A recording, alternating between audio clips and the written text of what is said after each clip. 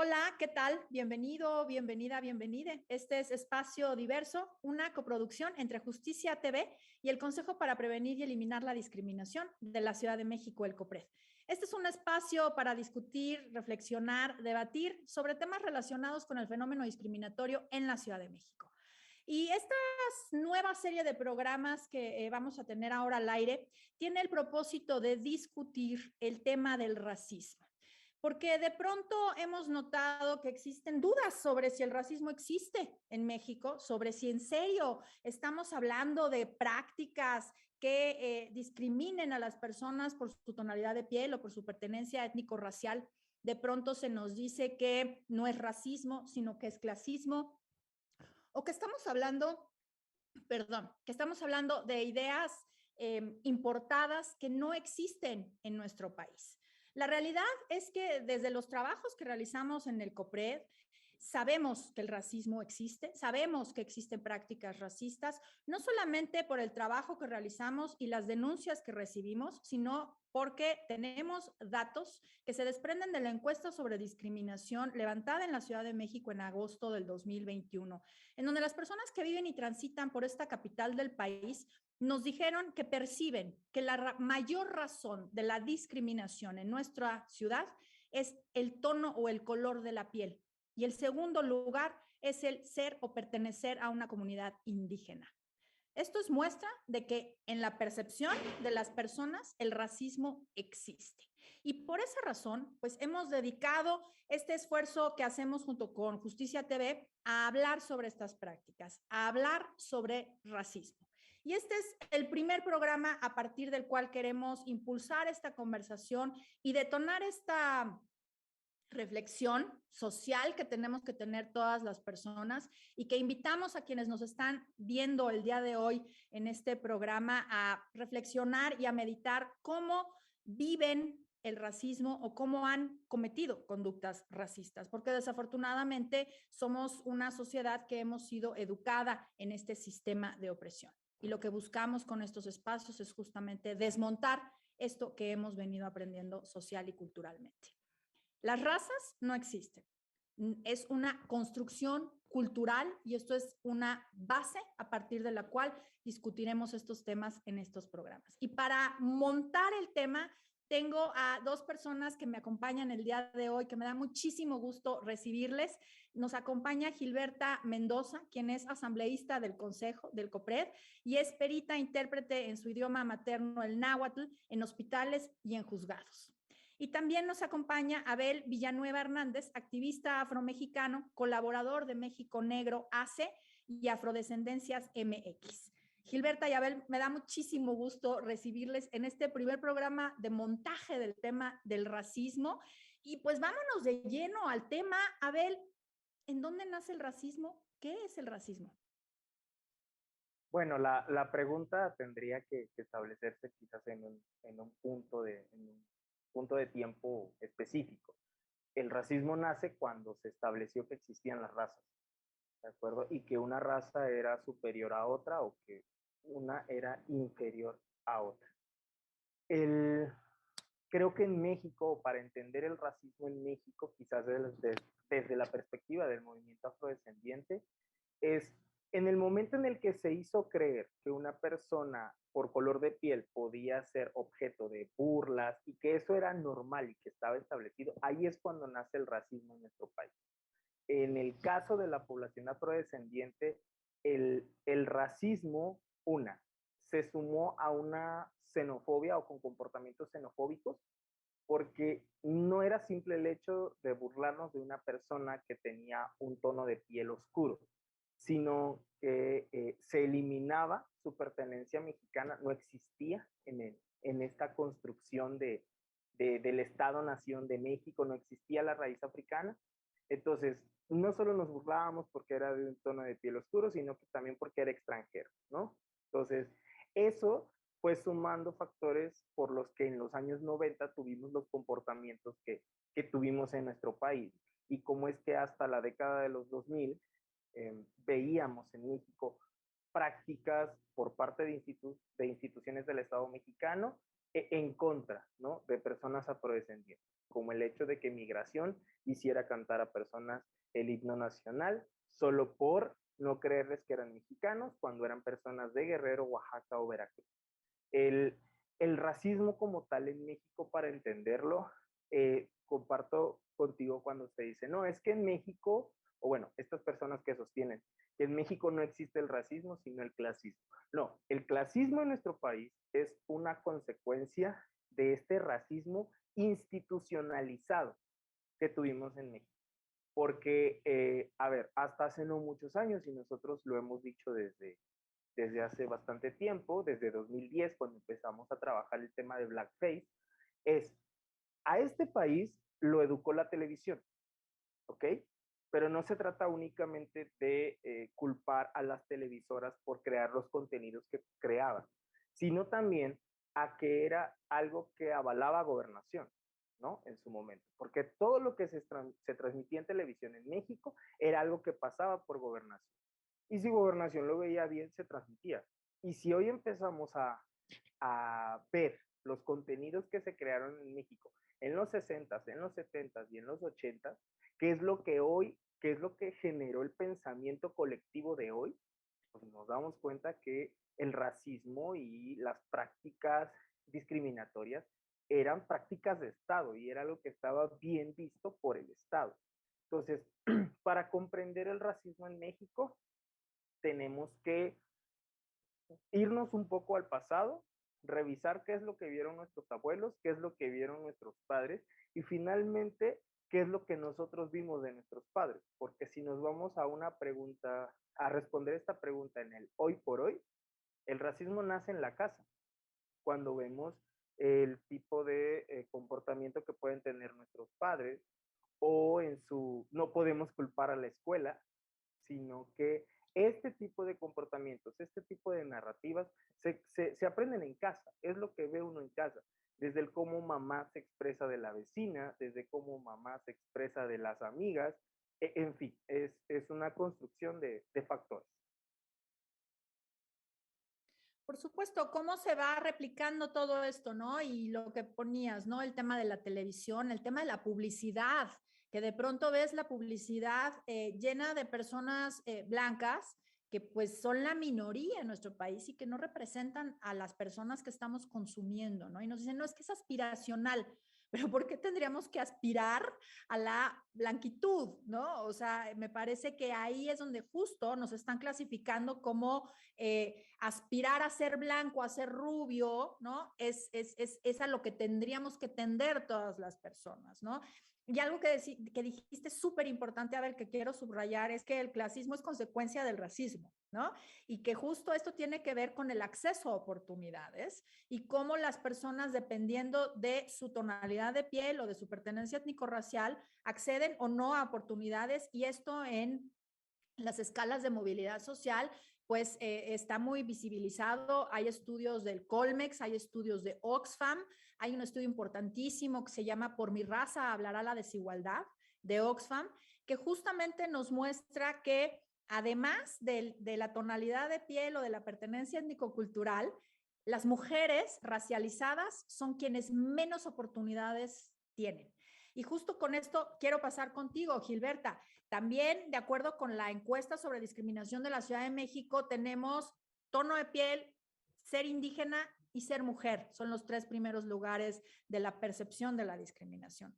Las mujeres indígenas viven más discriminación. ¿Cómo podemos identificar estas prácticas racistas, Gilberta, que están tan normalizadas justo por esta educación en la que nos hemos movido socialmente? Kuelito naltzintine nimasiualsiuatl uan onitlaka tompoeh katlali kuitlapan tipemen nokaltipe itoka Tempixquistla uan kampa techkuatekilisamahtlalia.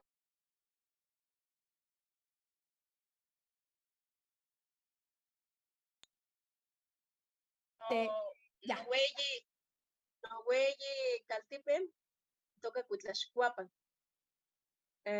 Uan itoka Nahuatl. Hola, buenos días. Mi nombre es Gilberta Mendoza Salazar. Nací en una comunidad indígena que se llama Tempesquistla. Mi municipio es Huatlatlauca. y pertenece al estado de Puebla. Mi lengua materna es el náhuatl. Soy orgullosamente mujer indígena. Pues, de acuerdo a tu pregunta, eso lo vivimos desde la escuela, desde nuestras comunidades, porque no hay una educación pertinente.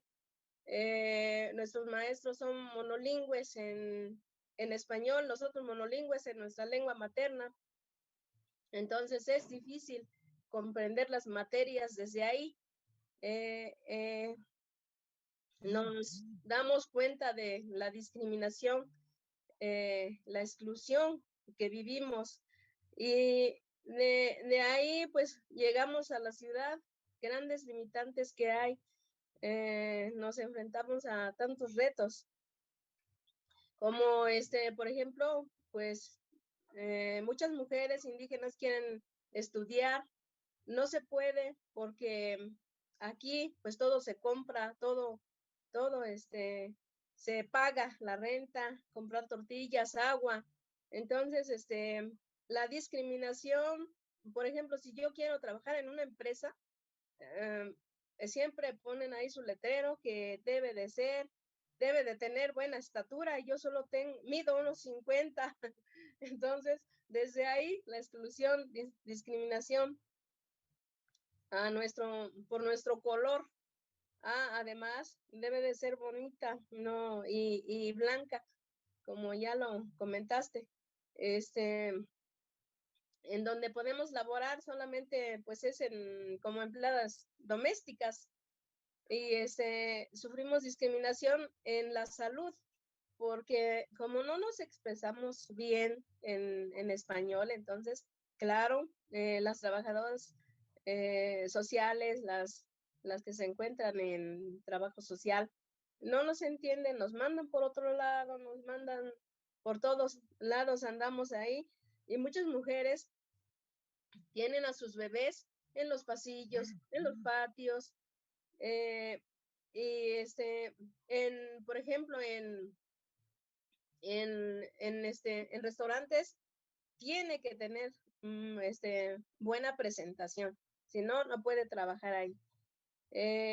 Como en la justicia, también lo mismo, hay mujeres detenidas que desde un principio no hay un perito traductor, aunque ya se encuentra en la Constitución que debemos de tener, que tenemos derechos, y debemos de tener desde la detención un perito traductor.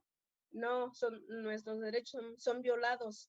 No, eso no se toma en cuenta. Ahí, por no poderse expresar en español, por su color, porque por todo, por la lengua, ahí está la discriminación, la exclusión. Y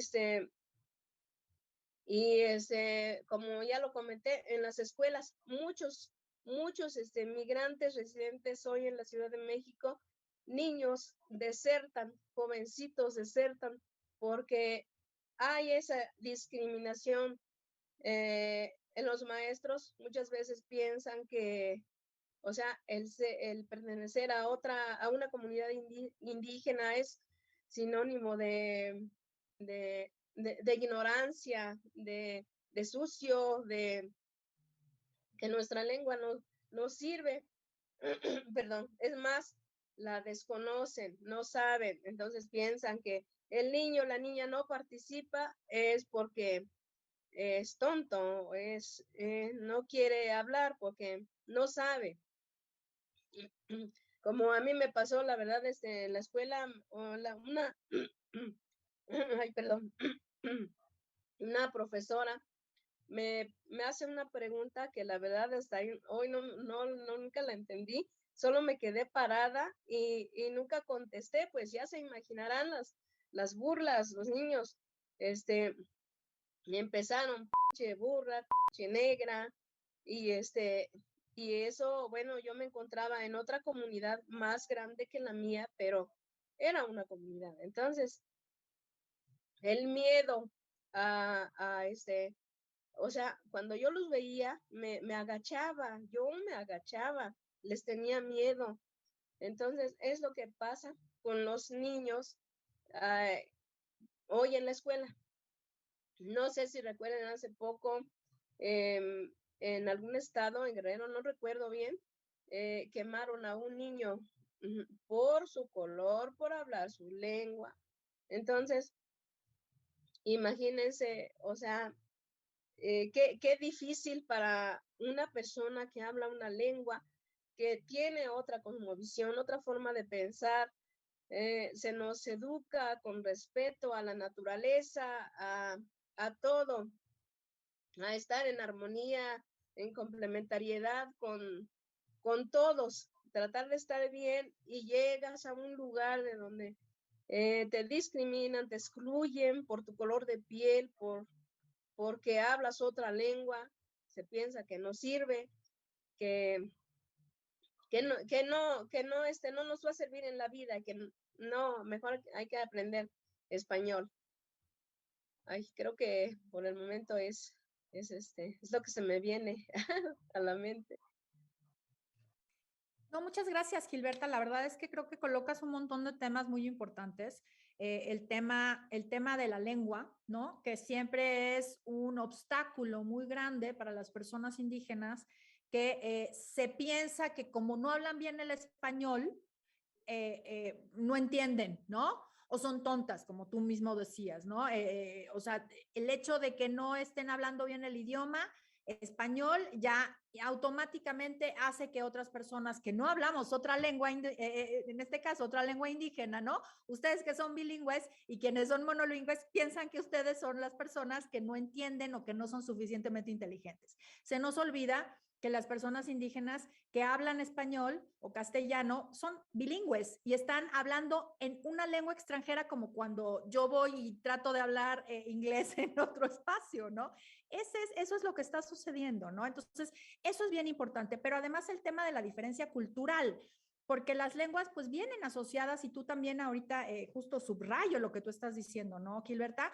Este tema de la visión del mundo, la visión de nuestro lugar o su lugar con la naturaleza, con el mundo. Recordé ahorita mucho una conversación que tuvimos, ¿te acuerdas? Con el tema de COVID, cuando estábamos hablando de impactos diferenciados, y algo que me impresionó mucho, porque justo, bueno, de pronto se pierde de vista esta cuestión que nos decías, es que no hay manera de traducir en mi lengua la COVID y las medidas que se están tomando, porque no pertenece, digamos, a nuestra cosmovisión, ¿no? Y a nuestra pertenencia en la naturaleza y a nuestra pertenencia comunitaria. ¿Cómo nos vamos a aislar si nuestra vida es comunitaria, ¿no? Entonces, esa perspectiva cultural es fundamental entenderla a partir de la lengua. Y bueno, evidentemente todas estas prácticas que nos has mencionado.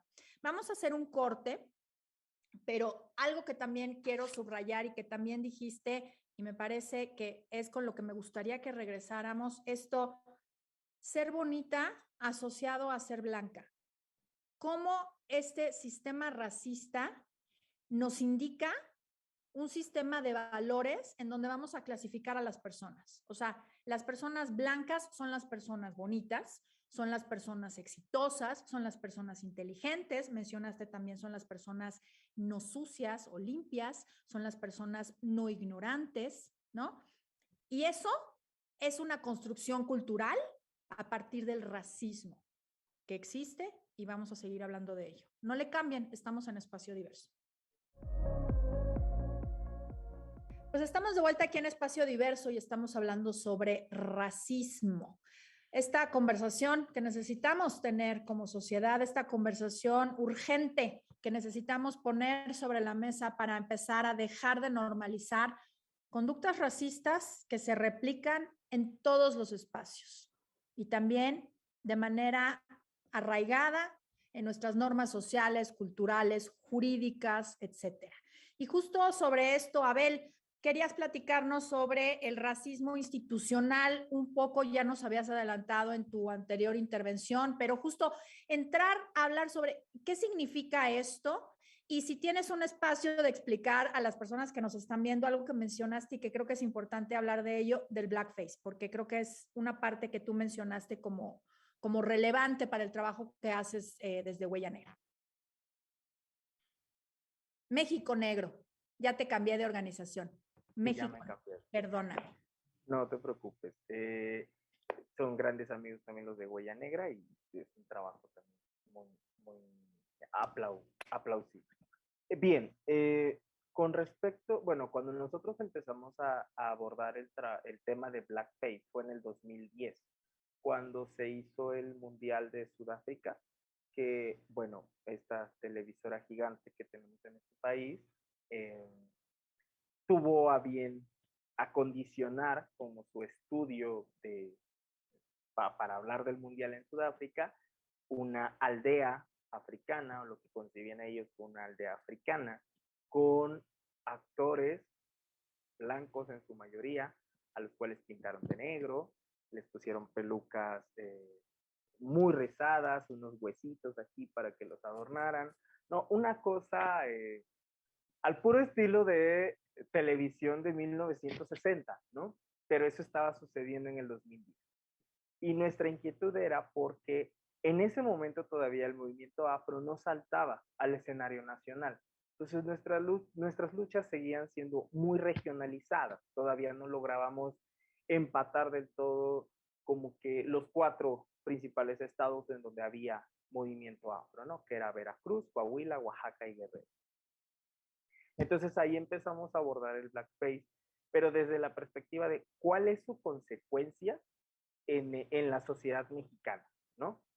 Entonces, cuando se denuncia, en teoría, se hace del conocimiento del Consejo Nacional, en este caso de CONAPRED, sobre esta práctica, hubo estrecha relación con la academia, especialmente con personas del INAH, con quienes ya habíamos trabajado, pues dicha televisora solo respondió que no consideraba que estaba discriminando, y pues porque es como la imagen que todos tenemos.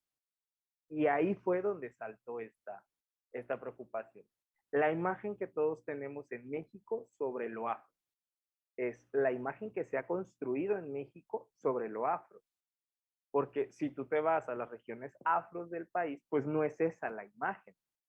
O sea, es una imagen cotidiana del día a día de lo que realmente se tiene en nuestras comunidades afrodescendientes.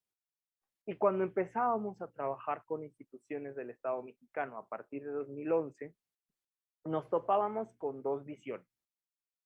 O folclorizaban o simplemente te solicitaban ciertas cosas o para ciertas cosas y ya, ¿no?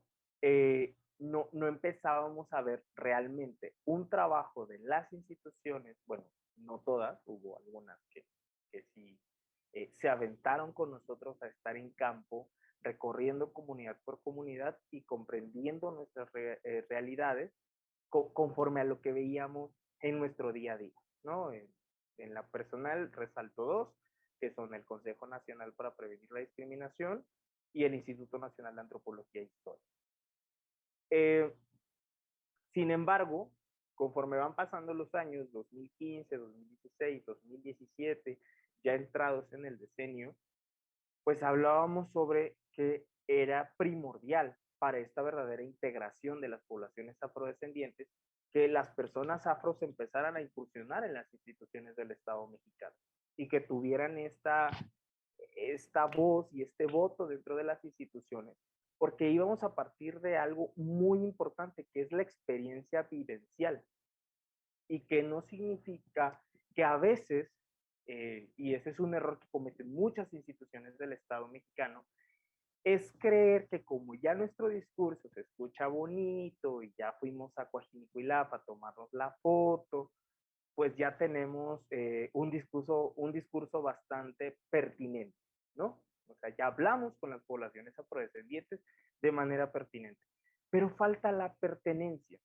Y eso es algo que no se ha logrado traducir en las instituciones porque no se tiene a las personas con pertenencia cultural afrodescendiente hablando sobre las realidades afrodescendientes. Y esa discriminación parte también de un racismo institucional o algo que está institucionalizado, porque no, al voltear a ver a las poblaciones afrodescendientes o las problemáticas afrodescendientes, no se enfocan en que ya tenemos médicos, tenemos abogados, tenemos antropólogos, tenemos eh, personas afros que se han preparado y que justo buscan esta oportunidad de poder trasladar las vivencias afrodescendientes al trabajo operativo de las instituciones del Estado mexicano. Y esto es claramente un racismo institucional que se convierte en una discriminación institucional y sigue reforzando solamente estereotipos. O sea, ¿por qué? Porque en las instituciones lo que se sigue percibiendo, y me gustaría tomar este ejemplo antes de cortar, es hace 12, 13 años, cuando empezábamos con los eventos afros de la mano con las instituciones, lo que veíamos era un podium con gente blanca, de la tercera edad en su mayoría, hablando sobre lo difícil que era ser hombres, todos casi, hablando de lo difícil que era ser una mujer joven afro en este país. Entonces, y los afros eran el público, ¿no? A los que les estabas hablando sobre su problemática. Y lo peor es que la mayoría de esas personas ni siquiera sabían pronunciar Cuajinicuilapa. Entonces, partiendo de eso, hoy seguimos en hoy ya hemos como avanzado en que existan inclusive ya los cargos, en algunos estados ya tenemos subsecretarías de asuntos afromexicanos. En las instituciones federales, bueno, ahí con alguna reserva, el Instituto Nacional de Pueblos Indígenas atiende de alguna forma todavía las problemáticas afromexicanas, pero no ha realmente dado su lugar a las poblaciones afros como poblaciones originarias que ya están constitucionalmente reconocidas.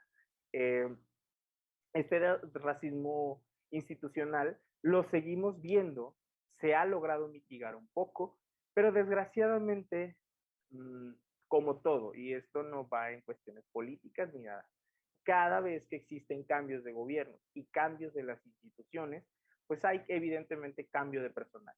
Y muchas de las veces el personal que llega no está realmente capacitado en el tema o no tiene siquiera conocimiento básico del tema. Entonces, volver a esas luchas es lo que hace que se siga replicando esta práctica que desgraciadamente todavía no hemos podido eliminar. Claro, todavía nos falta mucho por avanzar y todavía inclusive hoy día hay quien te pregunta, pero en México no hay poblaciones afro, ¿no? O sea, y es irreal realmente que tengamos esta carencia, digamos, de representación y de participación de toda la población, ¿no? O sea, hablando particularmente de las personas afromexicanas o afrodescendientes, pero también de personas indígenas, ¿no? Vemos cómo de pronto se criticó que llegara a la presidencia de CONAPRED una mujer indígena, ¿no? Vimos por parte de inclusive de representantes populares de pronto por ahí, ¿no? Entonces, creo que es muy importante hablar sobre esta cuestión de la participación de la pertenencia, decías tú, cultural afro en las instituciones, ¿no? De esta representación y esta participación de las personas, pero también del entendimiento del tema, ¿no? Y de trabajar el tema con las poblaciones directamente, pero no desde una posición, digamos, paternalista o alguna cuestión así. Me imaginé mucho ese panel de hombres blancos hablando sobre, ¿no? Otras poblaciones, otros grupos, porque sucede también, por ejemplo, con mujeres, ¿no? De pronto, el panel de hombres hablando sobre maternidad y lactancia, ¿no? Digo, y pongo ese un poco para también significar que justo, ¿no? Cómo se cruzan el racismo con el patriarcado, porque son primos hermanos, ¿no? Y cómo este sistema de opresión pues acaba justo excluyendo a las personas y damos dos pasitos para adelante y de pronto nos vamos un pasito para atrás. Y justo sobre estas experiencias, Gilberta, bueno, mencionaba yo el tema de la llegada de una mujer indígena, Claudia, a CONAPRED. esta posibilidad, digamos, nos hablabas del tema educativo y cómo estos obstáculos en la participación educativa de las personas indígenas y particularmente de las mujeres, pues justamente impide todos los aspectos de la vida social y cultural. Gilberta.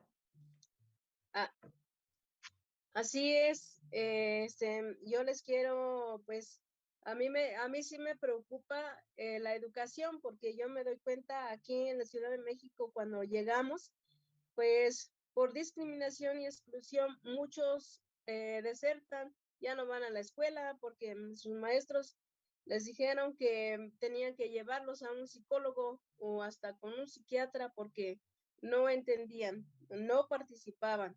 Entonces, pienso que es muy importante tomar en cuenta o que las autoridades correspondientes, yo creo que hay que ya tomar en cuenta que somos 68 lenguas que existen en nuestro país y con sus 364 variantes, tiene que haber una educación pertinente. En cuanto a la salud, también, o sea, las mujeres indígenas, por miedo a que nuestra lengua no sirve, a que somos diferentes, o sea, la sociedad nos hace pensar, nos hace creer que somos diferentes porque no somos blancas, blancos, no somos altas, entonces como que no nos merecemos, no merecemos un puesto, por ejemplo, en CONAPRED, en COPRED, en cualquier institución de gobierno o en todos lados. O sea, nosotros mismos a veces nos excluimos porque pensamos que es verdad lo que dice la gente, la sociedad. Y entonces perdemos esa identidad no la perdemos, sino que escondemos esa identidad. Entonces, de hecho, tengo a mujeres, hombres que dicen, o sea, familiares, ya no quieren regresar a nuestra comunidad porque es aparte de ser difícil, bueno, yo antes pensaba que era pobre cuando pues que comemos todo lo que comemos es sano. Entonces yo digo, no, yo soy rica, pero la sociedad hizo que yo pensara que era pobre. No soy rica porque desde antes yo ya comía caviar, porque mis hermanos traían pescado fresco. Mi mamá hacía la huevecilla, ¿cómo se dice? Huevecillo del pescado. El tamal con epazote, hay una delicia, ahí mismo, en la orilla del río. Entonces, yo decía, no, yo era rica desde antes, pero la sociedad hizo que yo pensara que era pobre, cuando pues comemos todo lo que es sano, todo lo bueno de la comunidad. Entonces, tengo también un primo que dice que no quiere tener rasgos indígenas, por lo mismo que pues somos discriminados. Entonces, como esas conversaciones he escuchado mucho, o esas pláticas. Entonces, pues yo creo que es muy importante, qué bueno que estos programas, que hagas estos programas, porque yo creo que de aquí se puede difundir y saber nuestros derechos, compartir que pues nuestras lenguas son dignas de escribirlas, de darlas a conocer, y por qué no, o sea, estar orgullosos de pertenecer a una comunidad indígena, a pensar diferente, a tener relación con la naturaleza, porque nosotros como personas nahuas o con lo que seamos triquis, zapotecos, tenemos otros conocimientos, tenemos deidades, tenemos respeto, por ejemplo, a nuestro cerro sagrado, a los Nahualcoyocme. Nahualcoyocme son cuevas de donde se hacen rituales para el llamamiento del agua. Entonces, yo creo que a veces pensamos, ¿no? O estamos como en controversia. No, somos mestizos la mayoría. Y yo creo que un mestizo no tendría esa cosmovisión. Ya, por ejemplo, mi hija que ya nació aquí, ya, ya no vivió lo que yo viví, ya no comprende, por ejemplo, cómo yo puedo hablar o qué sentimiento tengo hacia ese Nahualcóyotl, o cuando se hace ese ritual en un Nahualcóyotl, o sea, para el llamamiento de la lluvia, o por qué el encuentro que se hace en el Atitlán, lugar donde nace el agua, por qué hay un encuentro ahí mismo donde, o sea, es una barranca casi seca, pero en la orilla hay 2 ojos de agua, entonces nosotros tenemos que hacer ritual para que no se pierda el agua, para que no se termine. Se da gracias a la Madre Tierra por proveernos del agua en un lugar tan árida como nuestra comunidad. Entonces, yo creo que es un poco difícil que una persona mestiza, yo no hago un lado, no excluyo, pero es un poco difícil de comprender. Ajá. Una cosa, yo, ya que ahora en la escuela voy entendiendo y voy comprendiendo porque es difícil también hablar de racismo, de clasismo, de discriminación o de una persona mestiza. Entonces, o sea, yo creo que es un poco difícil, como les comento, porque mi hija me lo ha dicho. Mamá, tú puedes hablar y hablar de esa, digamos, del ahuehuete, ¿no? Que se encuentra en la orilla del río, de donde lavabas. Pero yo no puedo comprender, o sea, ¿qué puedo decir? Entonces, o sea, tenemos otra forma de pensar, otra forma de ver el mundo, porque pues para cruzar, tan solo para cruzar el río, tenemos que pedirle permiso, o por ejemplo, cuando llegamos, hacemos saber a la Madre Tierra que estamos en el lugar de donde quedó enterrado nuestro ombligo, o sea, al Tenzon, que nos cuida, nuestro cerro sagrado, que nos protege del aire, de los tiempos, de las enfermedades, y que también nos provee o sea, son comidas, voy a mencionar en náhuatl porque no sé en español, o sea, el mahmatzin, la miel, hay 2 tipos de miel, la de abeja, la de la avispa negra, hay el Zoax, que nos curamos con eso, o sea, cuando nos enfermamos, nos duele la cabeza, con eso nos curamos, bueno, infinidad de lo que nos provee. Entonces, yo creo que es, es muy importante compartirles nosotros un poquito lo que sentimos o el sentimiento que tenemos hacia la naturaleza, hacia donde nacemos. Y pues en cuanto a las mujeres indígenas, es muy difícil aquí, como ya lo comentamos, por nuestro color de piel, nuestra estatura, no podemos el 1% bueno, llega a terminar una licenciatura. En ese caso, pues fui afortunada porque no sé ni cómo le hice, pero terminamos la licenciatura. Y es muy difícil para una mujer estudiar porque yo también decía, no, nuestros padres por, por por nuestras religiones, pero no, porque las religiones se fusionaron. Solo que en las escuelas cambia también nuestra forma de pensar. Ya muchas veces ya pensamos diferente, no de forma como en la comunidad nos enseñan a pensar bien y, por ejemplo, y a seguir con nuestra gente. Ay, perdón, ya me pasé. No, no, No, está interesantísimo, pero ya nos pasamos por un par de minutos, entonces tengo que hacer rápido una pausa.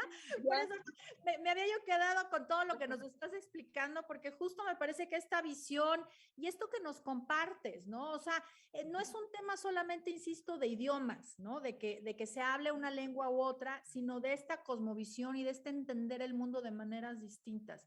Y esas barreras que se ponen para la inclusión y sobre todo para el trato digno es justamente donde necesitamos incidir y necesitamos entendernos. Por eso no te había yo dicho nada, pero ahora sí ya tengo que hacer una pausa. No le cambien, estamos en Espacio Diverso, estamos hablando sobre racismo y ahorita regresamos.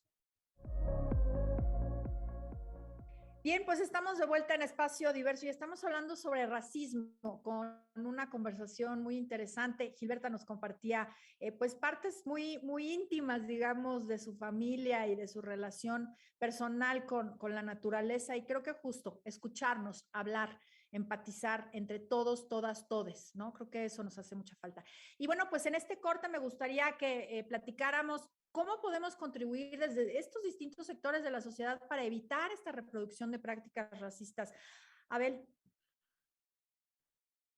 Bien, al público que nos está viendo, yo siempre he dicho que la autocrítica es lo que nos ayuda a saber qué hacemos, a evaluarnos a nosotros como personas, ¿no?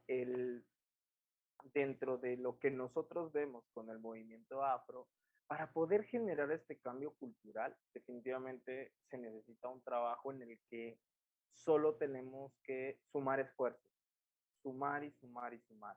Desde las personas que eh, en nuestro caso trabajan desde la pertenencia y esta relación con los territorios, las personas que lo trabajan desde las artes, las personas que lo trabajan desde este diálogo con las instituciones.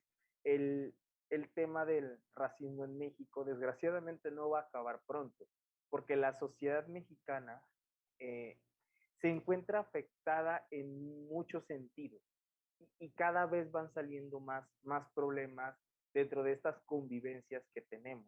Desde lo afro lo hemos percibido cuando ya llegamos a tener esta relación nacional del movimiento afrodescendiente, es las problemáticas que viven los afros de Guerrero no es la misma que la que viven los afros de Coahuila y mucho menos en algún punto un afro de Coahuila, un afro de Guerrero, un afro de Oaxaca y un afro de Veracruz que se encuentren en Tijuana pueden vivir estas mismas prácticas o estos mismos sucesos.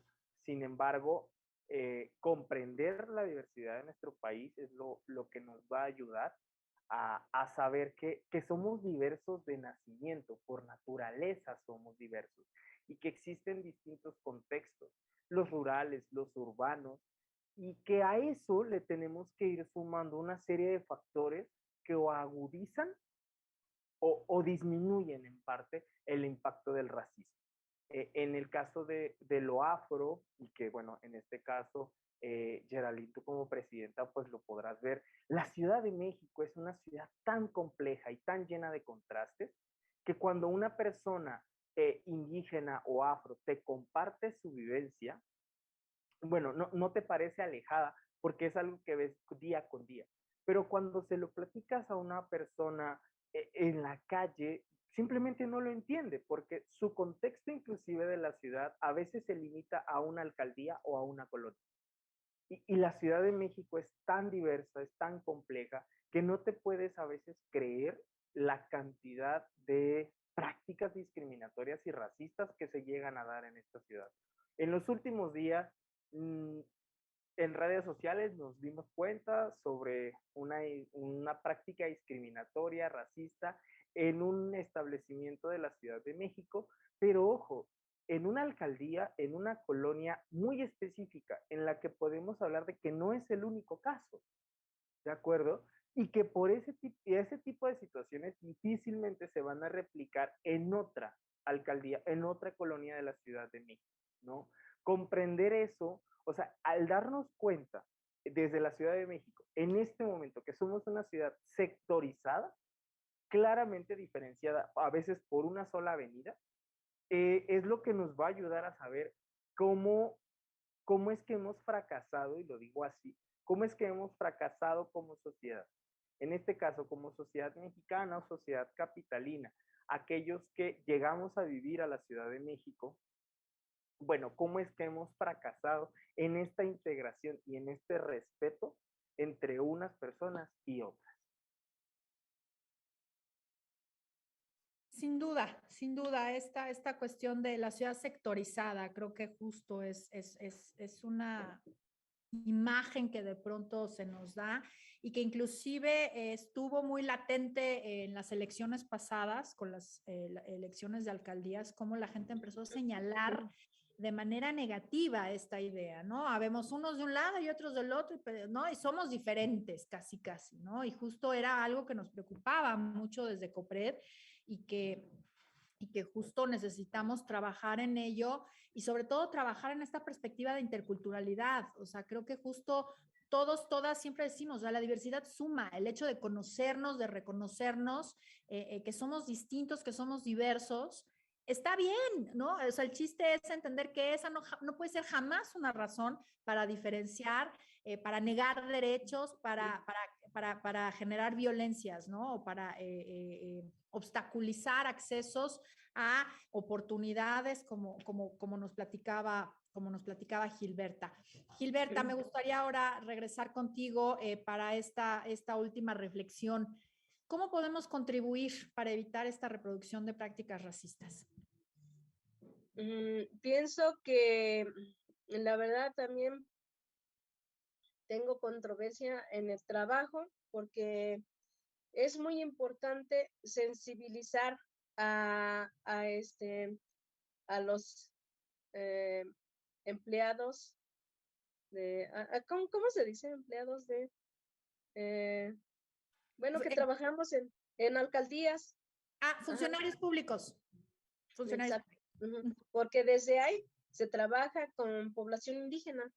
Entonces, como lo comentaste tú y el compañero hace un momento, o sea, la verdad, a mí me han dicho, ¿cómo crees? Aquí no viven los indígenas, aquí no hay indígenas. Y le digo, perdón, pero yo estoy aquí, yo pertenezco a una comunidad indígena, hablo una lengua indígena.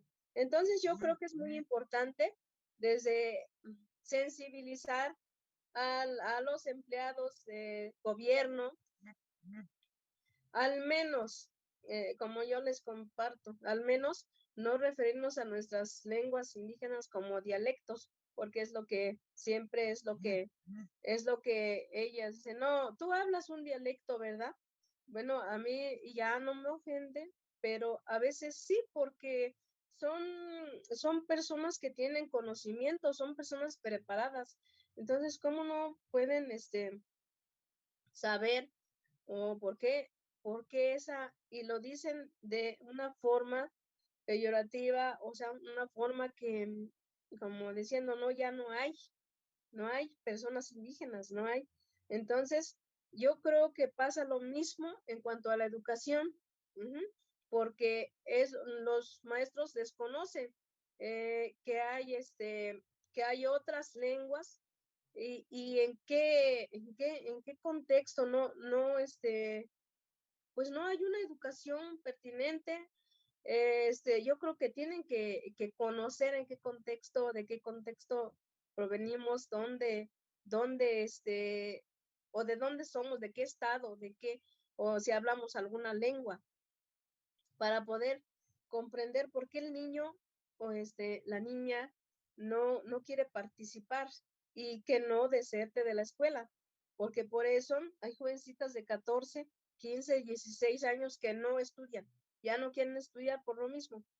Yo creo que ahí también, como talleres o como yo digo aquí en la alcaldía, es un derecho que tenemos nosotros como personas, lo dice en la Constitución, en el artículo 2, o sea, es un derecho también tener, o sea, si ya tenemos nuestros derechos, que yo no sé por qué hasta hoy tenemos derechos, si somos todos iguales, como tú lo dijiste, Y ¿por qué hasta hoy? Bueno, pero al menos es un derecho que tenemos también de tener un espacio principalmente para personas de comunidad indígena, para que orientar a esas personas. Sí hay esas lunas, pero con personas que no conocen nuestra cultura, nuestra lengua, el contexto de donde vivimos.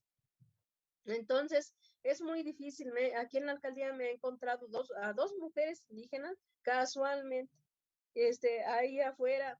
¿Sabe qué? Me mandaron a este lugar, vivo violencia, pero yo no sé, la señorita no me explicó más y no sé dónde ir, dónde acudir, quién me apoye.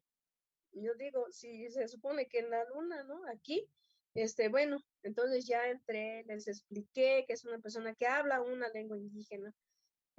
Bueno, yo creo que es muy importante, que lleve eh, una persona, o sea, yo lo que quiero decir es que haya un abogado o abogada que conozca también nuestra cultura para que lleve un debido proceso, un acompañamiento a la persona bien, ¿no? No que la manden nada más, no sé, por ahí, que se ande perdiendo, que no sepa dónde acudir. Y otra mujer me dice que venía con esperanzas de que la apoyaran ahí y que le dijeran, no señora, su hija tiene la culpa.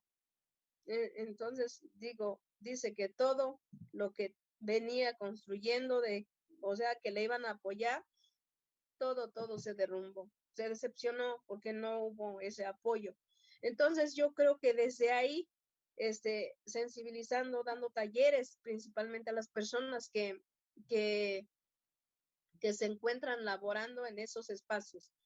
Y lo mismo con la justicia y la salud, dar talleres para que conozcan, porque lamentablemente luego yo he escuchado decir a, a los propios jueces, a los secretarios de acuerdos auxiliares, dicen, si habla bien su lengua materna, yo lo escuché hablando con el otro y la verdad, algunas veces con groserías les dicen, no te hagas pen, yo te escuché hablando con tu compañero en español y ahora ¿por qué quieres pedir un perito intérprete? Déjame decirte que si lo pides, esto va a tardar mucho tiempo. Entonces, es lo que yo a veces les explico a los abogados porque a veces piensan que, o sea, la presión hace que movamos nuestra cabeza automáticamente, pero ellos ya dicen que lo aceptamos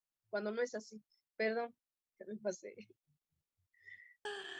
No, eso que dices, Gilberta, y creo que con eso nos quedamos, porque además, pues estamos en Justicia TV y justo la Suprema Corte de Justicia ha dicho que es un derecho que garantiza los derechos al debido proceso de las personas indígenas, no solamente el tener una persona traductora, sino una persona intérprete, que no es lo mismo alguien que te traduzca las palabras, ¿no? A alguien que justo interprete las situaciones. Porque no, a ver, yo puedo hablar inglés, pero a lo mejor yo no estoy entendiendo los contextos y no sé qué está pasando porque no conozco tampoco el sistema de justicia de otro país de habla inglesa, por ejemplo, ¿no? Todo esto es un derecho a las personas indígenas para que se garantice su acceso efectivo a la justicia. Y pasa por los demás, digo, pues tiene que ver también, como tú muy bien dices, Gilberta, el tema de salud, el hecho de que las personas y particularmente mujeres, que es a quienes te has referido, tengan acceso a la salud en general, ¿no? El tema educativo, en fin. Entonces, creo que es muy importante esto que tú dices, la capacitación y la sensibilización, y me quedo también con las palabras de Abel para cerrar el tema de la interculturalidad, que creo que son dos cuestiones que ambos plantean que van en este sentido, ¿no? De la sensibilización, del conocernos, del reconocernos y del respetarnos, ¿no? Porque eso me parece que es el fundamento para entender que la diversidad implica respeto implica trato digno, implica trato igualitario, y el hecho de que unas personas tengamos una visión y otras otra no implica que nadie sea superior a otras. Creo que eso es fundamental y que es justamente sobre lo que se montan estos sistemas de opresión racistas. Con esto concluimos este primer programa orientado al tema del racismo. Quiero darles las gracias nuevamente, Gilberta y Abel, por habernos acompañado. Esto fue Espacio Diverso y pues nos vemos a la próxima. Muchísimas gracias.